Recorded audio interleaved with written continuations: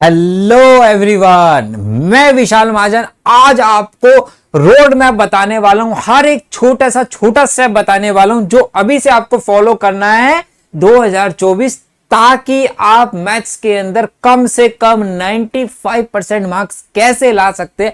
हर एक बात को हम डिस्कस करने वाले हैं। सबसे पहले एक ही बात बोलूंगा, मुश्किल नहीं है कुछ इस दुनिया में। बहुत सारे सोचते हैं यार मैथ्स में 95-100% लाना तो बड़ा मुश्किल है। नहीं भाई, मुश्किल नहीं है कुछ इस दुनिया में। तू जरा हिम्मत तो कर, ख्वाब बदलेंगे हकीकत में, ख्वाब बदलेंगे हकीकत में। तू जरा कोशिश तो कर। तो कोशिश करने वाले की कभी हार नहीं होती। आज की वीडियो में हर एक बात को डिस्कस करेंगे। सर कौन सा बुक से पढ़ना चाहिए, कैसे पढ़ना चाहिए, कब प्रीवियस ईयर क्वेश्चन करने चाहिए, क्या सैंपल पेपर अभी स्टार्ट करें प्रीवियस ईयर क्वेश्चंस के अभी चैप्टर के साथ साथ करने स्टार्ट कर देने चाहिए, इजी चैप्टर कौन से है, मुश्किल चैप्टर कौन से है, हर एक बात को डिटेल में डिस्कस करेंगे। उसके बाद भी अगर आपके दिमाग में कोई बात चल रही है तो कमेंट करके जरूर पूछ लेना, और वीडियो अच्छी लगी तो कमेंट और लाइक और शेयर भी जरूर कर देना। देखिए, सबसे पहले मैं यहाँ पे बात करने वाला हूं आज की वीडियो में माइलस्टोन्स की। माइलस्टोन मतलब टारगेट। मतलब हम टारगेट हमेशा क्या लेते हैं, यार मैं 100% मार्क्स लाऊंगा बोर्ड के अंदर, मैथ्स में लाऊंगा, फिजिक्स में लाऊंगा, केमिस्ट्री में लाऊंगा। मार्क्स की बात कर रहे हैं, लेकिन अगर हम देखें मार्क्स से पहले भी तो बहुत सारे छोटे छोटे माइलस्टोन्स होते हैं। क्लास का यूटी होता है, टर्मिनल होता है, फुल सिलेबस टेस्ट होता है, प्री बोर्ड होता है, ये सारे भी तो होते हैं, लेकिन हमेशा हम मार्क्स के बारे में बात करते हैं। अब मेरे क्लास टेस्ट में 3 चैप्टर आ रहे थे, तो पहले मुझे वो 3 चैप्टर तैयार होने चाहिए। हाँ सर, बात ये आती है कि 3 चैप्टर सर ने क्या कराया, एक पहला कराया, एक 6 कराया और एक 13 दे दिया। तो सर मेरे कोचिंग में तो नहीं हुए ये 13 चैप्टर, कोई दिक्कत नहीं है। अगर आपके कोचिंग में सिर्फ 2 चैप्टर हुए, आपको 2 चैप्टर आते हैं, तो मैं तो ये बोलूंगा कि 3 में से सिर्फ आपको 2 ही प्रिपेयर करने हैं क्लास टेस्ट के लिए, लेकिन वो 2 चैप्टर ऐसे होने चाहिए कि 100% कंप्लीट होने चाहिए। आज की वीडियो में एक एक चीज डिस्कस करेंगे, कौन से टिपिकल चैप्टर है, कौन से आसान चैप्टर है, कितने मार्क्स की वो वेटेज है, हर एक बात को डिस्कस करेंगे। और अगर आपके क्लास टेस्ट में अच्छे मार्क्स आते हैं, ये नहीं बोल रहा कि 20 आउट ऑफ 20, आपने 2 चैप्टर पढ़ रखे थे, वो चैप्टर थे 15 मार्क्स के, 15 आउट ऑफ 15 आते हैं ना, तो अपने आप को शाबाशी देना भी सीखो। वाह क्या काम किया भाई तूने। क्यों? क्योंकि जब आपसे क्वेश्चन सॉल्व नहीं होते ना, आप डिमोटिवेट हो जाते हो और कहते हो यार मेरे से नहीं हो पाएगा। जब अपने आप को दुख देते हो और जब आप अच्छा काम करते हो तो अपने आप को खुशी, जब अपने आप को गिफ्ट देने का भी तो अधिकार होना चाहिए ना आपको, तो अपने आप को शाबाशी जरूर दिया करो। तूने भाई बहुत अच्छा काम किया, खुशी मिलेगी, तभी तो अगला टारगेट अचीव करने की शक्ति मिलेगी, मोटिवेशन मिलेगा। तो छोटे छोटे टारगेट आपको लेने हैं यार। आप टर्म 1 में फुल सिलेबस, हाफ सिलेबस आ रहा है, 8 चैप्टर आ रहे हैं, 7 चैप्टर आ रहे हैं, मेरे कोचिंग में 5 हो जाएंगे, तो पहले पूरा जान कहां लगाओ 5 चैप्टर पे, क्योंकि 5 चैप्टर करने का मतलब है कि आपका 1/3 से ज्यादा सिलेबस हो गया बोर्ड्स के लिए। तो इनको अगर आप छोटे छोटे माइलस्टोन को अचीव करते रहोगे ना, 95-100% मार्क्स बिल्कुल मुश्किल नहीं है। लेकिन अगर आप सिर्फ मार्क्स के बारे में सोचोगे तो बीच में आपको समझ में नहीं आएगा कि सिलेबस कैसे कंप्लीट करना है, या कौन कौन से चैप्टर मेरे पूरे कंप्लीट हो गए। तो इनको अचीव करते जाओ, देखना 95% और 100% मार्क्स बड़े आराम से आ जाएंगे। अब सर इनको अचीव करने से पहले ये तो बता दो कि भैया चैप्टर आसान कौन से, मुश्किल कौन से, क्योंकि कोई भी काम करने से पहले उसके बारे में जानना, जा उसको पहचानना, जा उसके बारे में पता होना बहुत जरूरी होता है। अब मैं आपको बताता हूं कि इजी चैप्टर्स और डिफिकल्ट चैप्टर कौन कौन से हमारे। अगर मैं बात करूं मैट्रिसेस काफी आसान चैप्टर है, डिटरमिनेंट आसान है, रिलेशन एंड फंक्शन भी आसान है क्योंकि काफी टॉपिक डिलीट हो चुका है इसमें से, लेकिन मैंने फिर भी इसे मीडियम में डाला क्योंकि कई लॉजिकल क्वेश्चंस करने में बच्चों को प्रॉब्लम आती है। अब प्रॉब्लम यहां भी आती है कि सर सिलेबस में डिलीट क्या क्या है, तो इसका बेटा एक ही उपचार है, न्यू एनसीईआरटी परचेज कर लो, क्योंकि उसमें जितना डिलीटेड पोर्शन था वो सब हटा दिया गया, सिर्फ एक सेकंड चैप्टर में रह गया है, बाकी सब हटा दिया लगभग। सेकंड चैप्टर में 2.2 सीबीएसई के सिलेबस में नहीं है, लेकिन उसमें है, वहां थोड़ी सी कंफ्यूजन रहती है। इनवर्स ट्रिग्नोमेट्री तो लगभग सारा डिलीट कर दिया हुआ है। वेक्टर्स थोड़ा सा मीडियम में लेता हूं मैं इसको, ना तो ईजी है ना ये डिफिकल्ट है। अगर बच्चे का लॉजिक क्लियर है तो ये चैप्टर बहुत आसान हो जाता है। और इसमें से मैट्रिक्स एंड डिटरमिनेंट ऑलरेडी मैं इन चैनल पे लगभग करा चुका हूँ, आप उसकी रिकॉर्डिंग देख के भी उस चैप्टर को सीख सकते हैं। और आने वाले टाइम पे सारे चैप्टर्स की आपको रिकॉर्डिंग लाइव क्लास ही यहाँ पे मिलने वाली है, इसलिए चैनल पे नहीं हो तो सब्सक्राइब भी कर लेना। 3D भी इजी है। 3D पहले मुश्किल होता था, पहले का मतलब वो डिलीट नहीं हुआ था पोर्शन, जिसके अंदर प्लेन भी आता था। लाइंस एंड प्लेन्स दो टॉपिक होते थे, लेकिन प्लेन तो बेचारा उड़ा दिया इन्होंने, बचा कौन सा, सिर्फ लाइन बचा, जो कि बहुत बड़ा टॉपिक है नहीं। प्लेन बहुत बड़ा टॉपिक था जो कि CBSE ने हटा दिया, तो हमारे पास सिर्फ लाइंस है, तो इसलिए ये चैप्टर इजी चैप्टर बन चुका है। फिर आती है लीनियर प्रोग्रामिंग, फ्री के मार्क्स है, ठीक है। डिफिकल्ट चैप्टर्स में continuity and differentiability medium chapter है, लेकिन इस चैप्टर की अपनी एक खास बात है, क्योंकि जिसको डिफरेंशिएशन आता है ना, उसका एप्लीकेशन ऑफ डेरिवेटिव आसान हो जाएगा, उसका इंटीग्रेशन आसान हो जाएगा। इंटीग्रेशन आसान हो जाएगा करना तो एप्लीकेशन ऑफ इंटीग्रेशन आसान हो जाएगा। एप्लीकेशन ऑफ इंटीग्रेशन जब इंटीग्रेशन आता है तो डिफरेंशियल इक्वेशन आसान हो जाएगा। तो 5 चैप्टर कैलकुलस के आपके इस चैप्टर पे बेस है, तो आपको पूरी मेहनत लगा देनी है चैप्टर के ऊपर। सिर्फ इसी में नहीं, मेहनत तो पूरे में लगनी है, ज्यादा फोकस इस पे करना है पहले, क्योंकि ये आने के बाद तो ये तो आसान लगने लगेगा और बाकी भी आसान हो जाएंगे अगर ये चैप्टर आता है तो। Application of derivative typical chapter है। Local maximum minima, absolute maximum minima, थोड़े से कॉन्सेप्शनल नॉलेज होनी बहुत जरूरी है। इंक्रीजिंग डिक्रीजिंग हो गया, वर्ड प्रॉब्लम्स हो गई। वर्ड प्रॉब्लम्स के में हमारे पास केस बेस्ड क्वेश्चंस भी आते हैं, इसमें से आएगा ही आएगा ऐसा भी बोल सकता हूं मैं। तो काफी ज्यादा वेटेज का ये चैप्टर रहता है। इंटीग्रेशन सबको पता है सर मुश्किल होता है। इंटीग्रेशन मुश्किल क्यों होता है? क्योंकि यहाँ पे टाइप्स ऑफ फॉर्म्स बहुत ज्यादा होती है।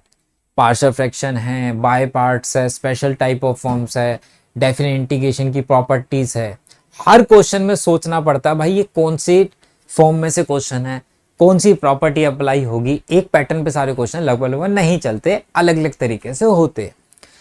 लेकिन जितने ज्यादा आप क्वेश्चंस करेंगे प्रैक्टिस, उतना इंटीग्रेशन आपका आसान होता चला जाएगा। तो इसका मतलब काफी मेहनत इस चैप्टर में तो लगने वाली है।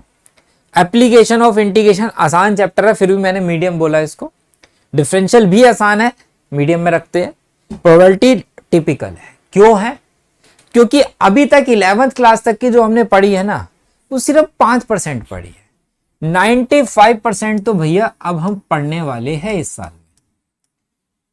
इसमें अगर हम देखें, हमने कंडीशन प्रोबेबिलिटी नहीं पढ़ा 11th तक, Bayes theorem, law of total probability, probability distribution, multiple theorem, ठीक है।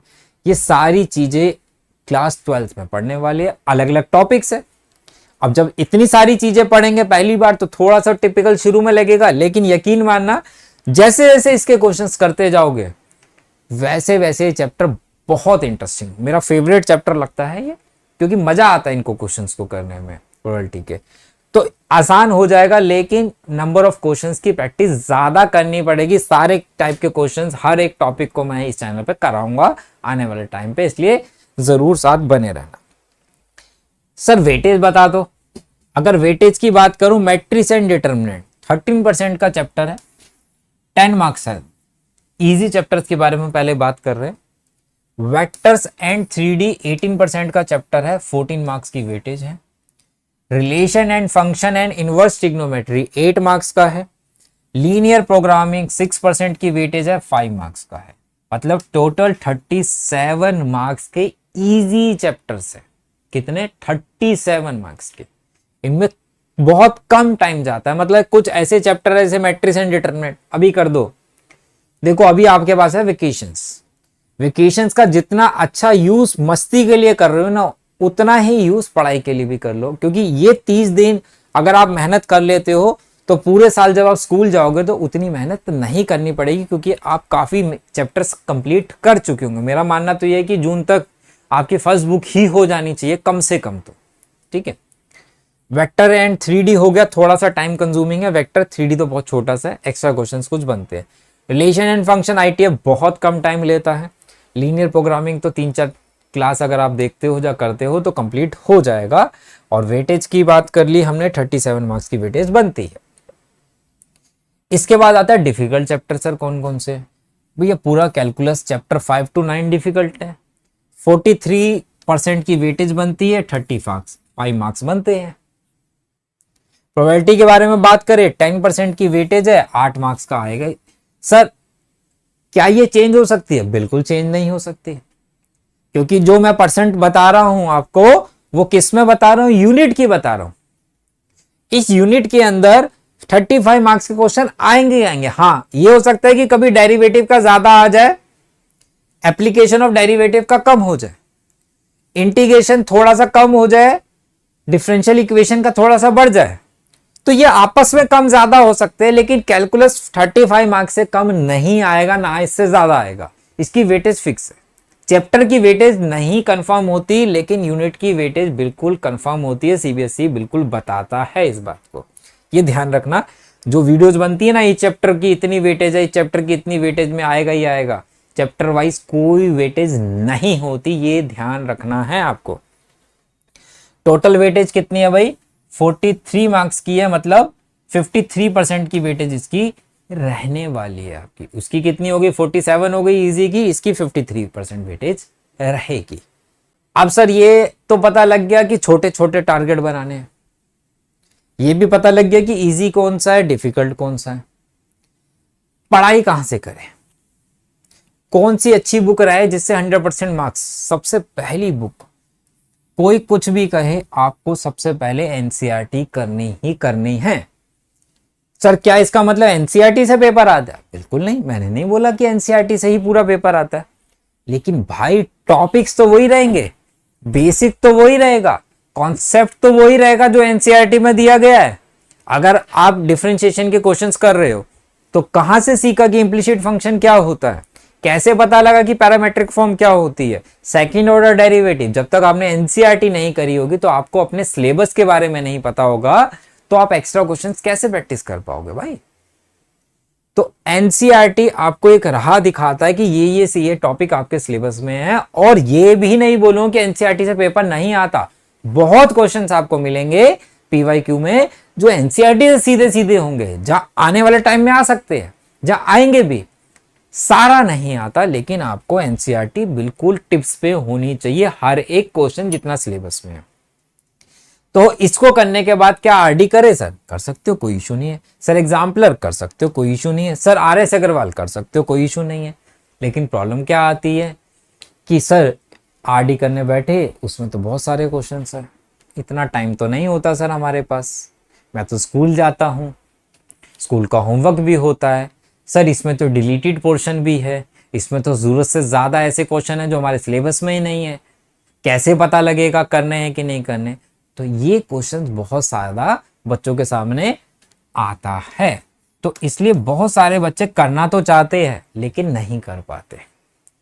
एग्जाम्पलर में भी सेम प्रॉब्लम है, क्योंकि इससे डिलीटेड पोर्शन नहीं हटा है, जैसे एनसीईआरटी से हट गया। तो करने बैठे, अब क्वेश्चन आ गया, अब उसको ये नहीं समझ में आ रहा, यार ऐसा क्वेश्चन तो मैंने किया ही नहीं, ऐसा टॉपिक भी नहीं समझा, तो प्रॉब्लम आती है। तो इसका उपचार क्या है भाई? आप जहां भी पढ़ते हो, ऑनलाइन पढ़ते हो, ऑफलाइन पढ़ते हो, अगर किसी भी अच्छे एजुकेटर से पढ़ रहे हो तो जाहिर सी बात है वो अपने असाइनमेंट या डीपीपी, हम जिसे डेली प्रैक्टिस प्रॉब्लम्स बोलते हैं, देते ही होंगे। आप उनका यूज करो। कंडीशन अप्लाई कि आप उस पर भरोसा करते हो कि नहीं करते हो। अपने टीचर पे भरोसा होना बहुत जरूरी है, अगर वो अच्छा है तो ठीक है, टीचर, यूट्यूबर नहीं, ध्यान रखना। तो असाइनमेंट्स, किसी भी अच्छे फैकल्टी की असाइनमेंट्स ऐसे ही होंगे जिसके अंदर मैक्सिमम प्रीवियस ईयर क्वेश्चन या एक्स्ट्रा कॉन्सेप्शनल क्वेश्चंस होंगे ही होंगे, जो हर एक टॉपिक को कवर करते होंगे।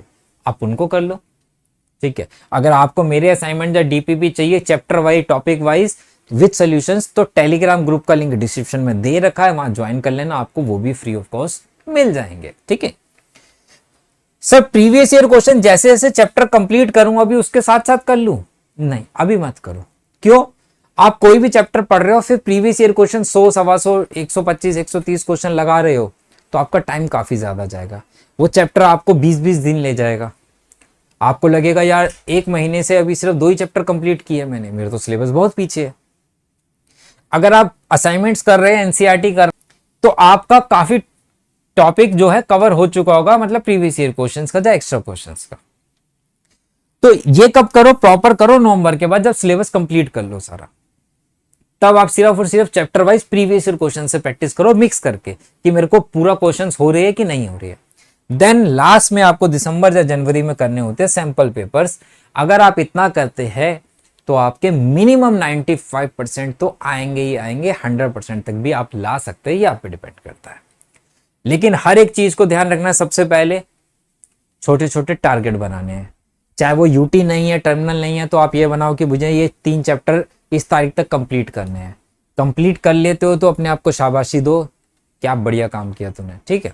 फिर नेक्स्ट टारगेट बनाओ। हर एक टारगेट को अचीव करोगे तो एक बड़ा टारगेट अचीव कर पाओगे और करोगे ही करोगे, ठीक है। उसके बाद हमने क्या देखा कि मुझे अपने चैप्टर्स के बारे में पता रहना चाहिए, कौन सा इजी है, कौन सा डिफिकल्ट है, कितने मार्क्स की वेटेज रहेगी, कौन सी बुक से करना है। बुक्स और मटेरियल बिल्कुल सिलेक्टेड रखो। एक मटेरियल को आप 3 बारी कर लो, 3 बुक लेने से बेटर है, क्योंकि आप तीनों ही नहीं करोगे। तो एक सिलेक्टेड मटेरियल सिलेक्ट करो कि भैया मुझे यही मटेरियल खत्म करना है पहले, फिर मैं नवंबर या दिसंबर में देखूंगा मुझे क्या करना है। तो पहले उस मटेरियल को बिल्कुल अच्छे से करिए, ठीक है। तो देखना आपका टारगेट बिल्कुल अचीव हो जाएगा। अभी भी कोई भी मन में डाउट हो तो आप कमेंट में जरूर पूछ लेना मेरे से, मैं जरूर रिप्लाई करूंगा। और वीडियो अच्छी लगी हुई तो दोस्तों के साथ भी जरूर शेयर कर देना। चलिए मिलते हैं बेटा नेक्स्ट वीडियो में। Bye bye, take care.